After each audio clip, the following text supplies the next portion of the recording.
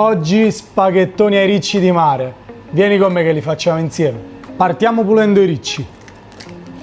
Una volta aperti ci filtriamo l'acqua, ci aiutiamo con un colino e i ricci freschi sono pieni di acqua. Successivamente ce li sciacquiamo in acqua e sale. Una volta aperti e sciacquati, aiutandoci con un cucchiaino, andiamo a recuperare tutte le uova. Ci siamo, andiamo a preparare la base. Per uno spaghetto ci vogliono all'incirca 4 ricci. Mi raccomando, uno teniamolo da parte che lo utilizziamo dopo. Caliamo gli spaghetti, olio extravergine, uno spicchio d'aglio e un po' di peperoncino e partiamo.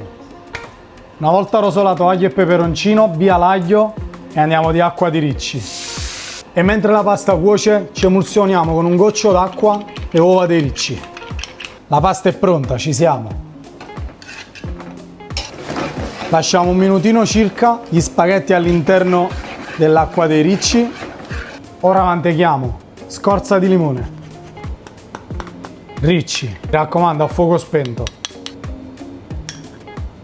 erba cipollina e fidatevi di me, mettetecela, qualche goccia di limone, un filo d'olio e ci siamo. Se cantano, hai fatto un buon lavoro.